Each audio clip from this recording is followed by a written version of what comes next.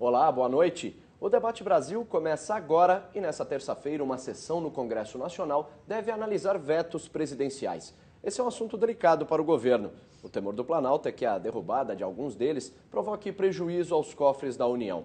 Também no nosso debate, as suspeitas de irregularidades envolvendo os governos federal, comandado pelo PT, e o de São Paulo, que está nas mãos do PSDB. As denúncias reacendem a batalha de CPIs no Congresso. Para discutir esses assuntos, recebemos aqui o líder do PT na Câmara, deputado José Guimarães. Boa noite, deputado. Boa noite, obrigado pela presença. E também o senador Álvaro Dias, do PSDB. Boa noite. Obrigado pela presença, boa noite, senador. Prazer. E para iniciar essa conversa, vamos antes entender um pouco essa batalha, essa briga, esse embate. De um lado estão os tucanos, que querem investigar denúncias envolvendo a Petrobras. Do outro estão os petistas, que tentam apoio para apurar os contratos nas obras do metrô de São Paulo, estado comandado há 18 anos pelo PSDB. O governo paulista é suspeito de autorizar a formação de um cartel para a licitação de obras do metrô de São Paulo. O esquema teria ocorrido entre 2000 e 2007. Nos últimos 18 anos, o estado foi administrado pelo PSDB, que nega a acusação. A bancada do PT no Congresso quer apurar as denúncias e já está atrás de assinaturas para a abertura de uma CPI com deputados e senadores. Os tucanos não deixam por menos e ameaçam investigar as acusações do ex-diretor da Petrobras, João Augusto Henriques. Segundo ele, a estatal desviou dinheiro para campanhas eleitorais, incluindo a da presidente Dilma Rousseff em 2010. O governo federal diz que a denúncia tem motivação política. Senador, no caso do PSDB em relação à CPI, é mais uma ameaça para ver se o PT desiste de investigar o governo de São Paulo ou essa proposta, essa ideia já ganhou força entre os partidos de oposição? Olha, eu tenho uma resposta confortável em função do meu comportamento em relação à Comissão Parlamentar de Inquérito. Eu sou favorável a toda Comissão Parlamentar de Inquérito que se proponha para investigar denúncias sérias e graves. E tem sido assim durante toda a minha trajetória. Então, se o PT propor uma CPI para investigar questões relacionadas ao metrô de São Paulo, eu sou favorável. Como sou favorável a que essa CPI não fique apenas em São Paulo, porque o cartel existe em São Paulo, certamente, como existe no Rio Grande do Sul, em Belo Horizonte, em Porto Alegre, Belo Horizonte, Fortaleza, Bahia, Recife. Onde está havendo construção de metrô, as empresas são as mesmas e se estabelece o conluio que é explicitado no caso de São Paulo. Portanto, eu sou favorável, sim, à CPI, mas com amplitude. Ela tem que alcançar também as outras obras em execução, no que diz respeito a metrô, envolvendo as mesmas empresas, com o mesmo modelo de consórcio ou de conluio que se estabeleceu. E, deputado José Guimarães, o PT já está atrás das assinaturas para tentar essa abertura de CPI. Mas quais são as chances realmente da CPI ser instalada? Primeiro, tem um ditado, uma frase que é muito falada nos corredores do Congresso Nacional e da Câmara Federal, é que CPI você sabe como se inicia, não sabe como termina. Se nós instalarmos a CPI, é a nossa posição, a CPMI mista, que tem como foco, evidentemente, as denúncias do metrô de São Paulo, a chamada formação de quadrilha, é preciso, evidentemente, que se investigue. É claro que, ao instalar essa CPI, todos os estados ou capitais que têm contrato com essas empresas, isso tudo, evidentemente, que virá à tona. Não tem como fugir desse debate mais amplo, desta construção mais ampla, a qual fez referência o senador Álvaro Dias. Portanto, isso é natural que outros elementos possam ser associados à ideia central, que é a formação do cartel. Mas, inclusive, também o senhor concorda com a CPI da Petrobras? Evidentemente que tem CPIs e CPIs, né? Há um pedido, eu fui informado que tem um pedido, não é nem me parece, do PSDB, deputados estavam colhendo assinatura para o pedido de CPI da Petrobras. Eu nem conheço ainda o pedido, não sei qual é o objeto. O objeto é uma matéria que saiu na revista Época da semana passada. Eu acho que é um processo todo que nós temos que avaliar. CPIs, você não pode vulgarizá-la. Um processo de CPI é um instrumento importante que foi consolidado na Constituição e nos constituintes que elaboraram a Constituição de 88, é um instrumento importante de investigação e fortalece muito o parlamento. Em tese, eu sou favorável à instalação de CPIs. Evidentemente que nos últimos anos, por conta da disputa nacional entre PT e PSDB, essa questão foi muito politizada. CPI não pode ser politizada, esse debate não pode ser assim, de tal ordem que a investigação fica no plano secundário, e aí o que vai prevalecer são os objetivos políticos. Então, nós temos que ter um acordo de procedimento na metodologia para que, de fato, se investigue aquilo que é denunciado e que tenha consistência. O senhor falou dessa polarização, né, PT e PSDB, o líder falou isso, mas assim, a última CPI que a gente teve esse embate entre PT e PSDB foi a do CPI do Cachoeira, né, no ano passado, e que não deu em nada, né. Realmente, o Congresso é o lugar para se investigar esse tipo de denúncia, ou é uma antecipação eleitoral? Primeiro, a questão da CPI da Petrobras, né? Em 2009, eu propus no Senado uma CPI da Petrobras, conseguimos a sua instalação depois de uma verdadeira operação de guerra para impedir que ela se instalasse, e depois de instalada houve, é claro, que aquela manobra do abafa CPI, né? Primeiramente, acabando com aquela tradição de compartilhar o comando da CPI. Quando o relator é da situação, o presidente é da oposição, dividindo responsabilidades de comando. Nós tivemos que nos retirar da CPI e protocolamos 18 representações junto ao Procurador-Geral da República com as principais denúncias de irregularidades na Petrobras. Então, se há necessidade de uma CPI hoje, mais do que nunca, ela diz respeito à Petrobras. A Petrobras realmente é uma caixa preta. É preciso desvendar os mistérios que existem escondidos nessa caixa preta. Em relação à CPI, ou nós restabelecemos esse instituto da CPI com credibilidade, ou nós estamos abrindo mão de uma prerrogativa do Legislativo, que é de investigar para fiscalizar melhor o Poder Executivo. Isso não tem sido feito. No que diz respeito a cartel, é uma coisa antiga o cartel no Brasil, né? Não é coisa nova. Bem antes de existir o PT e o PSDB, mas e por que o cartel já existia. Combater, então, até hoje? Aliás, eu gostaria só de fazer referência a essa questão do cartel, porque eu acho que isso é histórico. Por exemplo, a obra de Itaipu. Ali se constituiu um cartel para a construção da obra de Itaipu. E a empresa que ficou fora, uma empresa paranaense ficou fora, ela ganhou como prêmio depois a construção de uma usina no Paraná.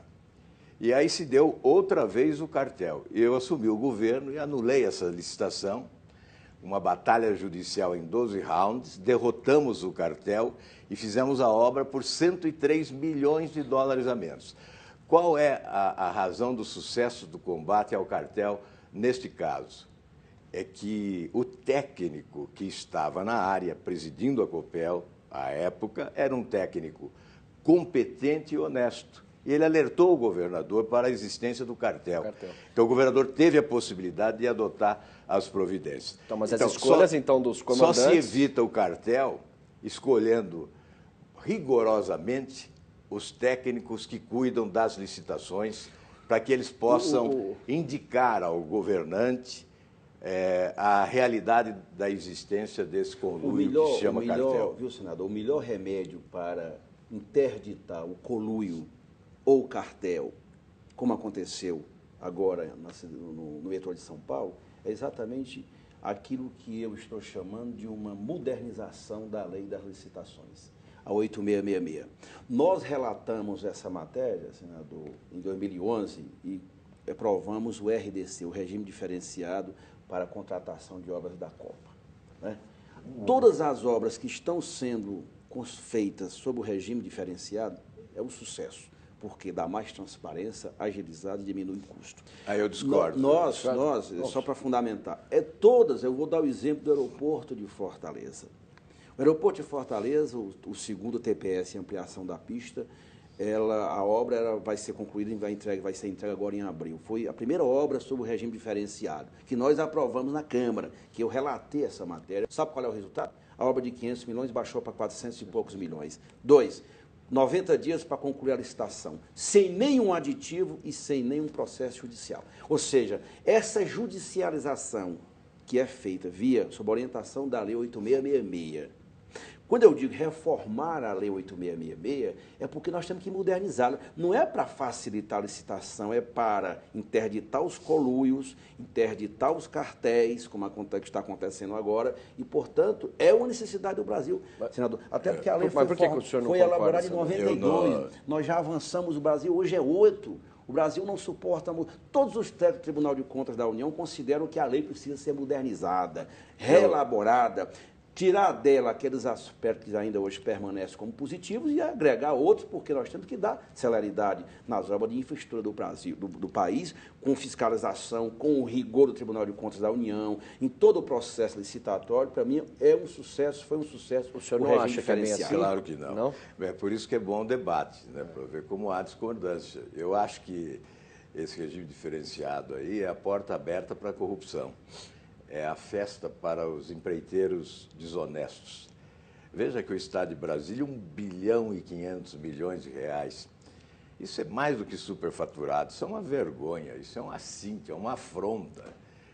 Exatamente essas obras monumentais construídas, especialmente estádios de futebol, com sobrepreço, essas obras estimularam a indignação levada às ruas. Sem dúvida, foi suficiente para ressuscitar, foi talvez a causa essencial de termos o ressuscitar da indignação no Brasil, com a população indo às ruas escrever esse manifesto de protesto.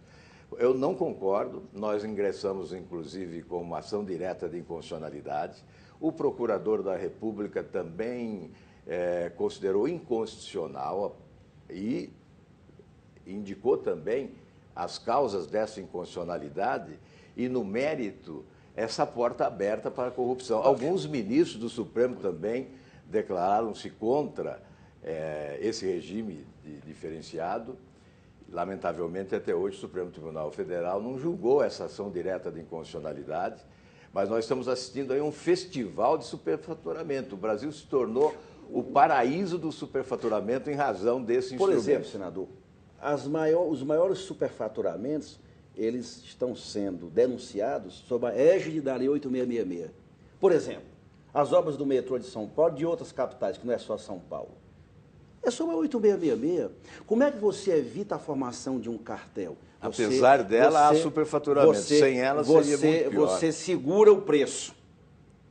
O que evita o conluio? Você segurar o preço. Só quem sabe o preço. A licitação, o Ministério Público, o Tribunal de Contas. Só uma então, forma.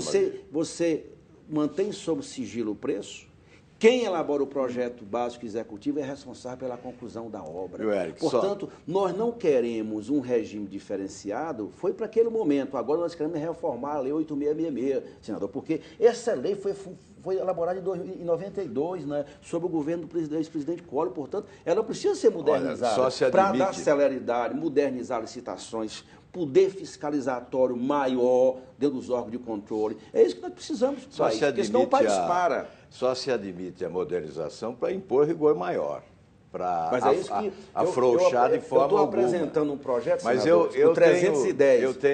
Eu gostaria de falar um pouco. O 310. Só um pouquinho, senador, aí o senhor já retoma aí. Eu tenho a opinião de que, por mais rigorosa que seja a legislação, os espertalhões sempre conseguem arrombar a porta da moralidade na administração pública. Então, a solução é eleger governante honesto. É impossível avaliar quanto a população deixa de perder quando elege a honestidade. É impossível. Nós sabemos que hoje o Brasil perde mais de 80 bilhões de dólares por ano com desvios do dinheiro público na administração pública brasileira. Até para a gente encaminhar para o final dessa discussão, né, desse assunto, a gente criou um debate aqui interessante. Ao invés da gente instalar CPIs no Congresso, porque nós temos autoridades competentes até para investigar, né, Ministério Público, Polícia, não seria melhor que criasse um grupo de... Aliás, nunca nesse país se investigou tanto como agora. Não. Ministério Público, Polícia Federal e os órgãos de controle exercem agora, Eric, precisa mais CPI? A causa é o sem sistema. Limite. Não é melhor a gente criar um grupo para... O sistema está falido. A causa é o sistema licitatório do país faliu. O que é que nós temos que fazer? Insistir nisso, não. Modernizar a lei, adotarmos mecanismo de controle para dar transparência, fiscalização. Eu não me refiro ao sistema completa, de licitação. Né? Evidentemente que é todo o sistema Carolina, que está falindo. Faliu, né? Então nós temos que avançar. Eu me refiro ao sentido. sistema político, esse sistema do balcão de negócios que se instalou e que se tornou suprapartidário, a bem da verdade, e que foi transplantado para estados e municípios. É o sistema do aparelhamento do Estado, do loteamento dos cargos, da nomeação de ministro, e se cria ministério todo dia para atender a demanda, porque a cooptação dos partidos e dos políticos de forma geral se faz através daquilo que se chama de picaretagem política, de barganha permanente. Então, é este o modelo. O modelo é a matriz de governos corruptos e incompetentes, fábrica de escândalos. Escândalos que ocorrem de forma interminável. Então, de nada adianta a lei se nós preservarmos esse sistema. O Supremo condenou o mensalão. Nós temos o dever, o Brasil precisa condenar esse sistema. Precisa destruir esse sistema. Com esse sistema, o Brasil não vai alcançar os índices de desenvolvimento que ele pode alcançar em razão da sua grandeza. Líder, só para a gente concluir então esse assunto. Nós temos que reformar a Lei 8666 e, aliado a isso, esses problemas que o senador faz referência, não tem, senador, como interditá-los sem uma profunda e radical reforma política e eleitoral. O sistema faliu. Né? O senador fala do mensalão, do chamado mensalão petista. E o mensalão mineiro? Quando é que vai ser julgado? Foi julgado, está esperando, né, desde 2010 no STF. Portanto, também. Não é bem um mensalão, mas tem que ser julgado. E tem que ser julgado com o mesmo rigor. Esse sistema faliu. Então, o PT defende uma radical reforma política que tenha como centralidade o financiamento público de campanha para interditar o aparelhamento das campanhas pelos investimentos privados. Essa reforma política, bem como tantas outras reformas, são essenciais para modernizar e dar substância à democracia brasileira. Por isso que nós estamos determinados vamos fazer a reforma política eleitoral, vamos reformar a Lei 866 para dar transparência aos processos licitatórios no país inteiro, vamos interditar os conluios, os cartéis, porque isso é que está contaminando a vida pública brasileira. Só uma frase para encerrar. Perfeito. Muito mais do que reforma política, o que se exige é reforma dos políticos. De nada adiantará a reforma política se os vícios perdurarem. Essa cultura política brasileira, do toma lá da cá, da barganha permanente, da picaretagem política, do balcão de negócios, inviabiliza qualquer reforma política no papel. Portanto, a reforma dos políticos é que é essencial nesse país. O assunto gerou uma discussão até boa para a população, é isso que a gente tem a ideia, né? O objetivo do programa é isso, é interessante esse assunto, mas nós vamos ter que trocar também para falar de outros temas, né? No caso, os vetos, porque amanhã... Na pauta do Congresso. Na pauta do Congresso, né, onde os senhores trabalham ali, legislam, e amanhã tem uma sessão marcada no Congresso para analisar vetos, né? E mais de 3 mil vetos presidenciais ficaram esquecidos por anos. E agora o Congresso resolveu tirá-los da gaveta, aquela gaveta que estava até empoeirada. Criou um novo procedimento para apreciar mensalmente esses vetos. E nessa terça-feira, como eu disse, está prevista uma sessão com deputados e senadores para analisar alguns deles. A sessão preocupa a presidente Dilma. A derrubada de vetos pode prejudicar as contas públicas, como o fim do fator previdenciário, mecanismo para desestimular aposentadorias precoces. Segundo o Planalto, se for derrubado, haverá um aumento dos gastos da Previdência Social. Em reunião com líderes dos partidos aliados no Senado, Dilma Rousseff tratou de fechar um acordo para que apenas 4 vetos, menos prejudiciais ao governo, fossem analisados. Mas o presidente do Senado, Renan Calheiros, contrariado por não ter sido procurado por Dilma para discutir o assunto, disse que vai colocar em pauta outros vetos, inclusive ao projeto que acaba com a multa adicional de 10% sobre o fundo de garantia, paga pelos empregadores em caso de demissão sem justa causa. Nós estamos aqui com a cédula de votação, ela já está impressa e amanhã os senhores têm essa responsabilidade. Os senhores já votaram, pelo que estão percebendo, os vetos serão derrubados, não?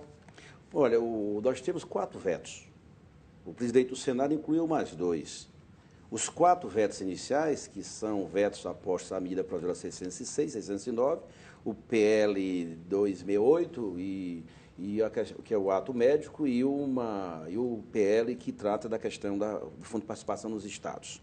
Esses 4 vetos, eles precisam ser mantidos para evitar qualquer desarranjo nas contas públicas, com exceção do PL 2008, que é do ato médico, que é uma outra discussão. Isso aí não tem impacto nenhum nas contas públicas. O senhor vai trabalhar para manter os vetos? Nós estamos discutindo com a base aliada, hoje, segunda-feira mesmo, temos reuniões. Eu acho importante que nessa discussão de vetos, já que há um novo rito de tramitação dos vetos no Congresso, nós estabeleçamos o diálogo com o Congresso como um todo. Tem vetos que interessam ao país, não é esse ou aquele governo, independente do governo ser do PT ou do PSDB. Tem vetos que não podem ser derrubados, porque eles podem exatamente desagregar, desarrumar a economia brasileira. Por exemplo, o veto dos 10% do FGTS. Nós não podemos retirar esses 10% dessa multa de forma abrupta, porque isso vai impactar o programa Minha Casa e Minha Vida. Eu estou sugerindo uma Só para a gente explicar o FGTS, da questão dos 10%, porque a presidente não quer acabar, né? Não quer acabar com a multa adicional de 10% sobre o fundo de garantia paga pelos empregadores em caso de demissão sem justa causa. Né? E a oposição concorda na manutenção do veto? De manter a derrubada de vetos, historicamente, é algo difícil. Né? Tanto é que eu conheço um veto derrubado, que foi o dos royalties do petróleo. Evidentemente, somou-se o interesse e o número expressivo das unidades federativas, e foi uma questão matemática. O veto foi derrubado. Nós teremos uma batalha para derrubar esse veto do FGTS, por exemplo. Nós queremos derrubar, é óbvio, porque essa conta já foi paga. O governo diz que precisa desse dinheiro, mas ele sabia que era provisório. O governo quer transformar em definitivo o que era provisório. Foi instituído esses 10% para cobrir uma conta. Essa conta foi paga. Não há mais razão para se continuar botando o braço grande com a mão grande no bolso do contribuinte brasileiro, do trabalhador brasileiro, inclusive. Para estabelecer algum diálogo que produz algum resultado para o país, evidentemente nós temos que dialogar. Por exemplo, esses 10% não foi criado no governo do Lula e da presidenta Dilma, foi no governo anterior, exatamente, dos tucanos. Já foram eles que criaram essa multa. O que é que nós temos que fazer a partir de agora? Nós temos que fazer uma redução progressiva. Eu apresentei uma proposta ao governo de nós reduzirmos essa multa em 4 anos, para não impactar, porque parte desse recurso do FGTS, todo esse recurso vai para aqueles programas sociais do governo, como do programa Minha Casa e Minha Vida. Você pode ter um impacto ruim para a moradia popular, construção de moradia popular. O que eu estou sugerindo? É uma redução progressiva, 2,5% por ano. Em 4 anos, nós extinguiríamos essa multa. Mas aí não viraria CPMF? Chegou como provisório, continuou, aí teve derrubado e agora é esse provisório. Nós não estamos propondo eu não estou propondo que ele permaneça sem fim. Não, a CPMF foi um gravíssimo problema que o Senado fez com o país, porque era recurso, é outra discussão, é recurso que iria para a saúde. Do país, né? Para a saúde. Ninguém falava, aquela pequena parcela faltou agora para a saúde. Por isso que eu estou defendendo uma outra ideia que é importante, eu espero que o Senado aprove, é vincular as emendas, as chamadas emendas individuais, a 50% para a saúde. Isso é importante, o Senado dar essa contribuição para a gente manter. Mas eu quero voltando à questão dos vetos. É importante a gente estabelecer o diálogo com os empresários. Não dá para acabar com os 10% já para 1º de janeiro. Vamos fazer uma redução progressiva, porque assim todos nós mostramos compromisso com o país, com os empresários, com as políticas de desoneração que a presidenta tem feito, que tem beneficiado o setor industrial brasileiro, aqueles que produzem. Portanto, eu acho importante a gente estabelecer o diálogo para manter os vetos e estabeleçamos. Eu defendo um novo projeto de lei com urgência constitucional para retomar essa discussão. É possível esse diálogo para se achar uma saída, equalizar essa situação? O governo tem o dever de planejar. O governo devia saber que tinha um fim e que havia necessidade de se prevenir para isso. O que nós não podemos é continuar lançando mão do dinheiro do trabalhador, por exemplo, para abastecer o BNDES, que faz empréstimos com juros subsidiados, remunerando, portanto, precariamente os recursos que pertencem aos trabalhadores do país. Quando se fala que o Senado tirou da saúde, não tirou da saúde. O Senado devolveu o que estavam retirando dos brasileiros. Devolveu. E o governo aumentou a sua receita após esta medida. Já no primeiro impacto, nós tivemos um incremento da Receita Federal.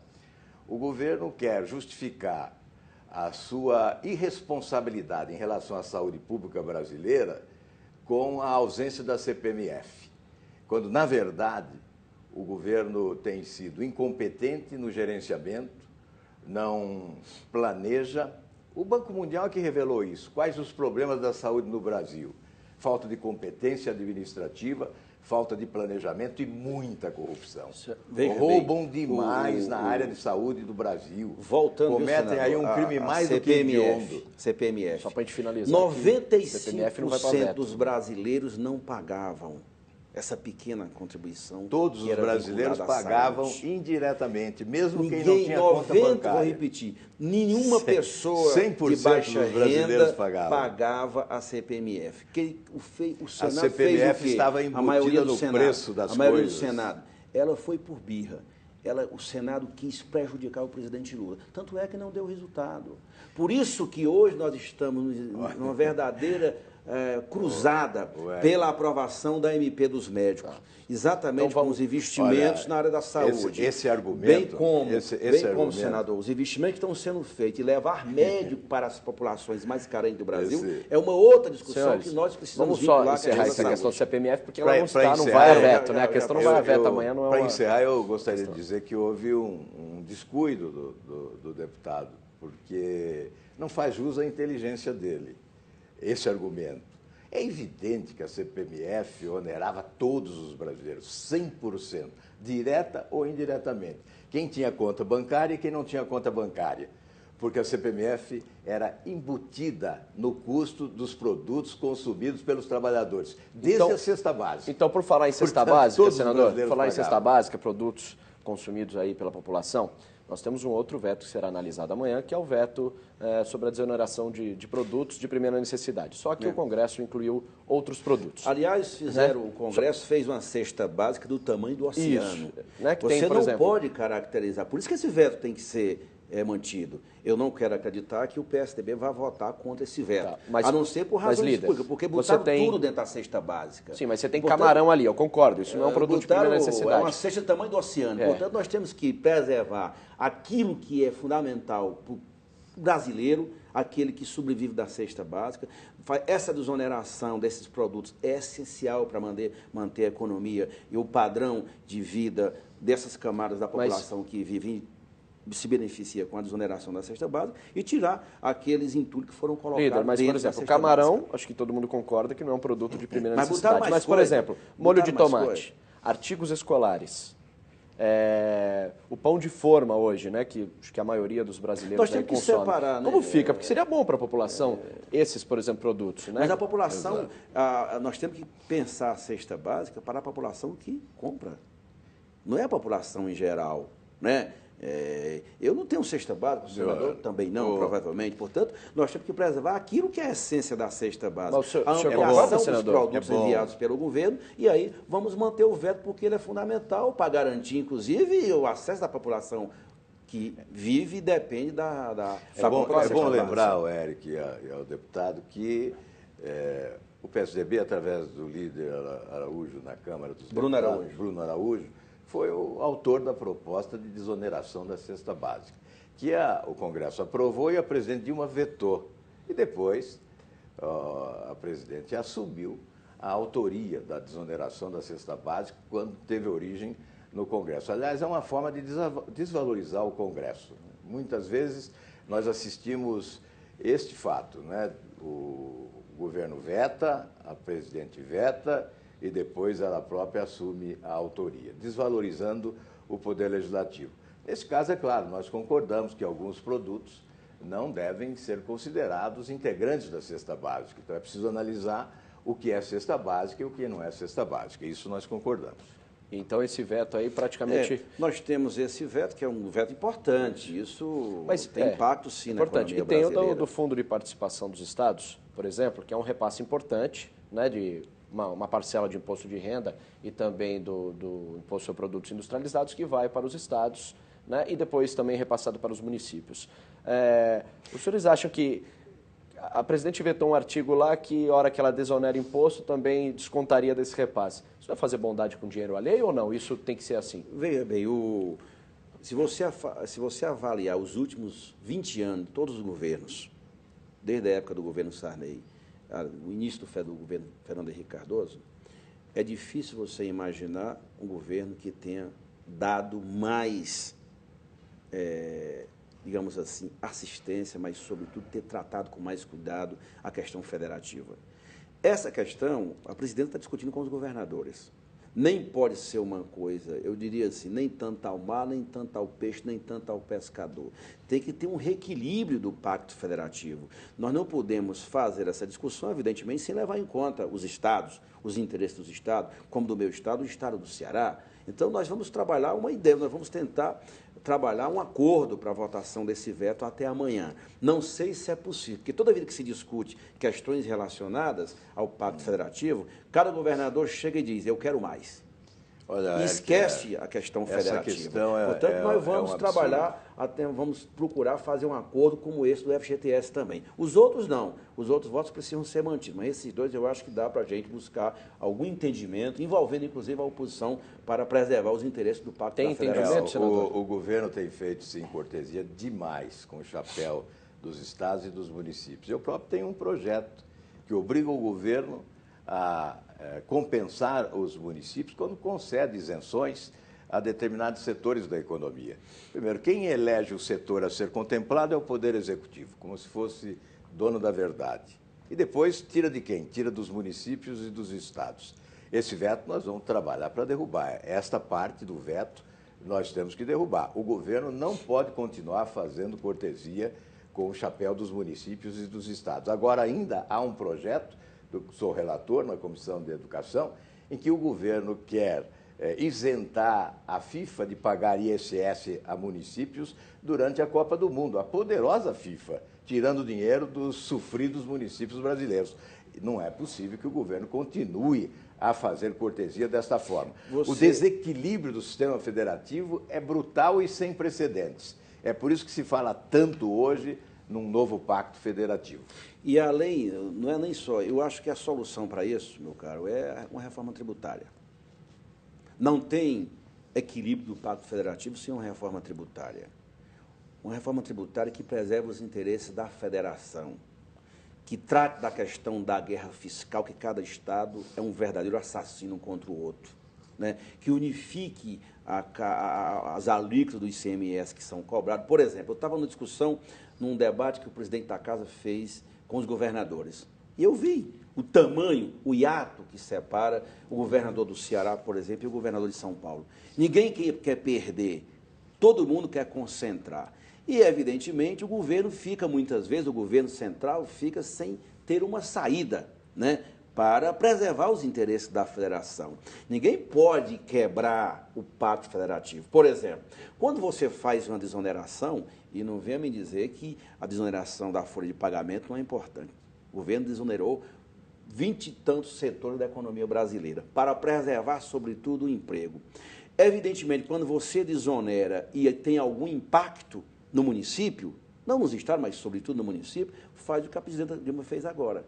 Repassa uma parcela extra do FPM, como vai repassar. E não vai ser repassada agora até o final do mês, porque o Congresso não aprovou o projeto de lei com urgência constitucional que vai garantir que era para ter repassado aos municípios pelo menos 1,3% referente ao FPM, em duas parcelas, agora em agosto e em abril. Portanto, a discussão que nós temos que fazer é o seguinte, não é se o governo A ou o governo B está fazendo festa com chapéu alheio. A discussão é, nós precisamos de uma reforma tributária que trate de duas questões centrais, o pacto federativo e a taxação das grandes fortunas para termos dinheiro para investimento nessas políticas públicas, saúde e educação. E sabem por que não acontece a reforma tributária? Não só nesse governo, até em governos anteriores, porque o governo é oportunista, é imediatista, teme perder receita num primeiro momento. Não tem visão estratégica de futuro, porque se tivesse faria reforma.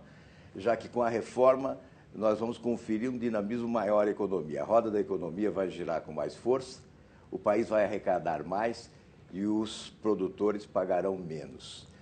O que ocorre é que nós estamos sob a égide de um presidencialismo forte.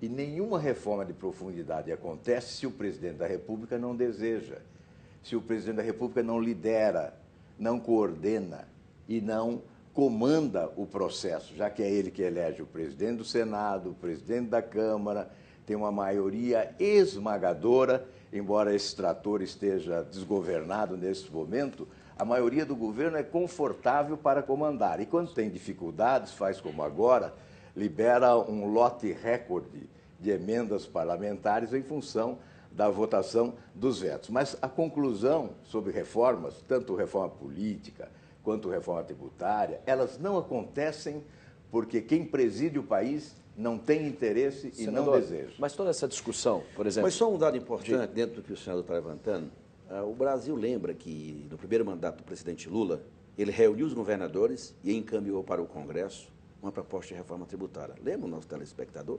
Todos os governadores, inclusive os governadores do PSDB. Faz a encenação, foi depois feito segura na um gaveta. projeto de lei. Não, aí não foi encenação, né, senador? Por favor. Aí enche o Congresso de medida provisória que não dá tempo de votar mais nada. O Congresso se recusou a debater e decidir alguma coisa. Os governadores, cada qual puxa para um lado, e aí o resultado não tivemos reforma tributária. Eu diria que nós temos 3 grandes reformas para fazer. Olha, se nós não fizermos essas 3 grandes reformas, nós teremos fortíssimos comprometimento da democracia brasileira. A reforma tributária, a reforma política e a reforma do Estado, naqueles gargalos que interditam a modernização do aparelho de Estado. Líder, essa nossa discussão me remete muito, a gente está chegando ali quase uma antecipação de campanha eleitoral, né? A gente fica polarizando, PT, governo do PSDB. Não somos candidatos a presidente. Sim, mas os partidos dos senhores no máximo, são, né? O PT e o PSDB. Governador mas o PT mas os partidos dos senhores, os senhores representam no máximo, como líder, candidato a senador no meu estado, o estado do serão, Ceará, com certeza, sairão com candidatos na eleição do ano que vem para a presidência da República. Essa antecipação eleitoral, essa discussão até bem-vinda, né, entre os senhores, isso não prejudica um pouco a população, o interesse, porque segura um pouco um projeto aqui, outro ali? Com toda sinceridade, eu discuto suprapartidariamente. Eu não estou aqui defendendo partido nem candidaturas. Todos sabem que, os que acompanham mais de perto, todos não sabem não, mas os que acompanham mais de perto, sabem que eu sempre adoto uma postura de independência, muitas vezes até na contramão do partido. Às vezes fico até isolado partidariamente, porque adoto essa postura suprapartidária. Eu estou abordando essas questões com absoluta sinceridade, né? Tanto é que quando eu falo em balcão de negócios, eu digo que é suprapartidário. Foi transplantado para estados, para municípios, é o sistema vigente no país, que foi assimilado pela maioria dos políticos e também pela mídia. A mídia noticia com naturalidade quando o governo cria um ministério para contemplar determinado partido, a fim de que ele venha para a coligação nas eleições de 2014, como recentemente quando se criou o Ministério da Microempresa. Portanto, houve uma assimilação desse sistema. E quando eu faço essa abordagem em relação às reformas, eu faço suprapartidariamente. O próprio PSDB teve a oportunidade de fazer a reforma política e não fez, porque o Poder Executivo, através do Presidente da República, não assumiu o comando do processo. E quando o presidente Lula encaminhou uma proposta de reforma tributária ao Congresso, encaminhou para dar resposta às pressões populares, mas não houve nenhum interesse que essa discussão caminhasse no Congresso. Ao contrário, houve um sinal de que deveria ficar nas gavetas do Legislativo, aguardando uma melhor oportunidade. Designa-se relator e não anda. Cria-se comissões, as comissões elaboram propostas e nada ocorre ao final. Quem comanda o processo legislativo é o Executivo nesse sistema presidencialista forte. Líder, viu, senador? Nesse caso da reforma tributária, teve até relator. O relator foi o deputado Sandro Mabel. Não, além de relator, sempre tem comissões. E por que o Congresso não vota? Oxe, Não é uma questão suprapartidária? Porque obedece Por que o Executivo. O Congresso não vota? Os termos da proposta foi encaminhada ao Congresso. Muitas vezes o Congresso se esconde no manto de que tem uma maioria governista ou não e não processa o debate, nem vota aquelas matérias de interesse do Brasil. Por exemplo, senador, agora, para finalizar, peguemos o exemplo da reforma política. A presidenta, após as manifestações de rua, encaminhou 5 pactos, dentre eles 2 pactos que eu julgo importante, pela responsabilidade fiscal com os governadores e um da reforma política, que diz o seguinte: façamos o plebiscito para ouvir a população. O Congresso se recusou, a minha casa, a Câmara Federal, se recusou. Eu estou numa luta reída para ver se a gente consegue as assinaturas para a realização de um plebiscito pela reforma política. Portanto, eu acho que tem determinadas questões que eu quero me dirigir aqui ao senador, que nós deveríamos trabalhar como questões suprapartidárias. O fato de eu ser do PT e ele do PSDB não significa que a gente não possa analisar as questões de forma isenta. Eu sei da necessidade que o Brasil tem de uma reforma política ampla, de uma reforma tributária. Agora, o Brasil, ele avançou muito do ponto de vista democrático, do ponto de vista social. Agora, tem uns gargalos que nós precisamos desmontar, porque eles podem comprometer a democracia brasileira. Infelizmente, nosso tempo encerrou, mas eu vou passar a palavra para as considerações finais. Senador Álvaro Dias, então, a palavrinha final para o nosso telespectador. Obrigado, Érico, por essa oportunidade. Nessa discussão sobre reformas e relação do Legislativo com o Executivo, é bom destacar sempre que nós temos hoje o maior desequilíbrio da representação popular da nossa história. Nunca tivemos uma oposição numericamente inferior como hoje, não é? Nós temos uma precária oposição no Brasil numericamente. Isso em função desse sistema, desse modelo, do chamado balcão de negócios, da cooptação. E é evidente que a responsabilidade do Executivo se torna maior. Ao invés do conforto de ter maioria esmagadora, do ponto de vista do interesse popular, o Executivo assume uma responsabilidade maior. E quando não faz reformas, deve assumir, sim, a sua culpa nisso, não é? Foi o Executivo que não fez as reformas, foi a presidente que não se interessou por reformas, mesmo quando encaminha um projeto ou uma proposta, o faz muito mais no sentido da encenação. Senador, obrigado pela sua presença mais uma vez. Uma boa noite para o senhor. Deputado líder José Guimarães, a sua palavra final. Eu agradeço, acho que foi um bom debate, mas a democracia é boa porque permite o contraditório, o confronto de ideias, o confronto de posições políticas, sobretudo para nós que desempenhamos nossas funções como deputado e como senador. Considero que um debate esclarecedor. E dizer também que nós vamos continuar, o PT, procurando e insistindo na necessidade dessas reformas, principalmente a reforma política. Nós não podemos aceitar mais. O sistema está falido. O que está falido é esse presidencialismo de coalizão que tem na questão do Congresso um elemento que muitas vezes interdita, não tem clareza, não tem posições, não tem lado. Essa geleia geral precisa ser terminada, e porque você só tem democracia forte com partidos fortes, só tem democracia forte com o Executivo forte, com o Congresso forte, com o Judiciário forte, cada um no seu papel, na sua missão constitucional. E nós, evidentemente, como governo que somos, nós vamos continuar trabalhando. E a reforma política ela é fundamental. Não é para a presidente interferir no Congresso. Ela sugeriu, o Congresso não faz, a culpa vai para o Congresso. Portanto, o Congresso tem uma enorme responsabilidade nesse momento da vida política brasileira. Infelizmente, o tempo acabou mesmo. Obrigado, mais uma vez, muito obrigado pela participação. Uma boa noite para os senhores. Chegamos ao fim de mais um Debate Brasil. Mas na semana que vem tem mais discussão sobre os temas que estão lá no Congresso, mas que interessam é a você. E você pode deixar sua opinião e dar sugestões sobre os temas que devem ser discutidos aqui pela nossa página na internet www.redetv.com.br/Debate Brasil. Uma ótima noite e até a próxima.